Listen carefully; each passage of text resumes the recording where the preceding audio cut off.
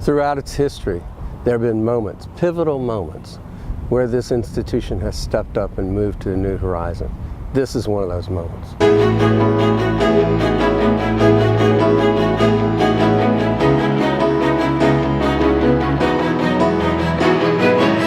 What we're engaged in is crafting a strategic momentum-building master plan. We should preserve what is best about Drury University, culturally, educationally, and physically. Cooper Robertson was founded in 1979. Since that time, we have been influencing cities, towns, campuses, universities, the list goes on. We picked Cooper Robertson because we know they have a sense of what we stand for. And what Cooper Robertson is bringing out of us and eliciting from us is a set of values that we all share as a community. This is a very collaborative, inclusive, transparent exercise that will include the faculty, it'll include deans, the president's office, leaders from Springfield, business leaders, the Midtown Neighborhood Association, everyone who has a stake in Drury's future and also in the future of Springfield. We've had the great directive from the trustees and the president to really take a big picture look. Hopefully in these sessions over the course of the week, certain themes will emerge, and those will drive the master planning process. Having those spaces that foster creativity and innovation. We need places where intersections happen all the time. To me, one of the most important parts of a liberal arts education is that students are able to see how connected their degrees are. I think we are hipper and cooler than we have been in the past, and building that link to the downtown can be a real advantage. How many people use a car on Drury Lane? A shuttle, for example, would, I think, benefit a great many students. What is our front door? I don't think we're at all clear at this point. Sustainability has to happen. One of the overriding themes that they always talk about is this is home. Our initial take on Drury is it could use a clearer identity on its frontages. It could use better connectivity to the neighborhoods to the north, the neighborhoods to the south, and it's got some programmatic needs too. And we're excited about this, and we think we can be very helpful.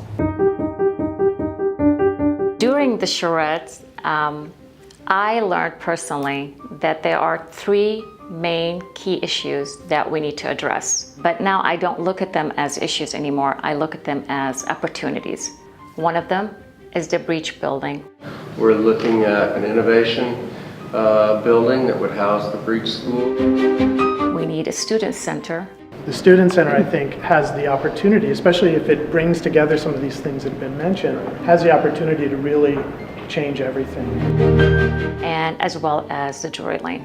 When you stand, you look up Drury Lane and you see this powerful avenue, these axes, these vistas. It's where we know each other and care about each other and we see each other. Well, if you're thinking about creative innovation as your identity, what that building does and looks like would change dramatically. And use-wise, that really is much more of a laboratory for creative ideas, some of which are in business and entrepreneurship, but some of those creative ideas might apply to medicine or apply to the arts. We can't have business in isolation, so it's really important that students who study business also have a firm footing in different areas related to the humanities and related to the sciences. You know, with a growth in technology and a growth in liberal arts, Breach has a really unique opportunity to bring in all these numerous backgrounds, all these numerous studies and majors, and to really bring collective ideas and really mesh the student population really well. And I think they should use all the resources possible to bring that to this campus. When you first come to Drury, they talk about community. They talk about, you know, everyone being together and connected. So I think that's what's really important. So to me, that's what the new student center would be, is where everyone is hanging out. It's like the hub, it's the life, it's the heart of Drury. That's the thing about the student center now, is it's always empty, you know, and I think if we can revamp it, if we can improve the culture surrounding it, we can also improve the well-being of the students on campus. I think it's that simple.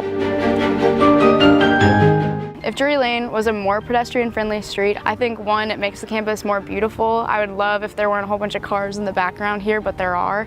I think that having a pedestrian-friendly street would make it more of a campus kind of setting instead of just a drive-through setting. I think of like Sunday Field on steroids, where people are just hanging out, they feel free to walk around, they don't have to worry about cars, and it just becomes more of a hangout place rather than just a walkway to go to class.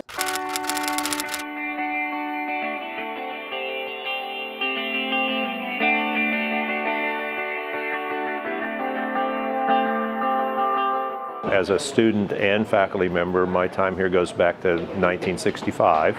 I've seen all sorts of iterations of planning. This is by far the most comprehensive approach to that I've ever seen. I see it as the first time in a long time that we're going to be able to do something that's going to be very positive for our campus, and that makes me personally very excited. Looking into the future, I can't express enough how excited I am. Everybody's talking about it right now, and who wouldn't want to be part of that?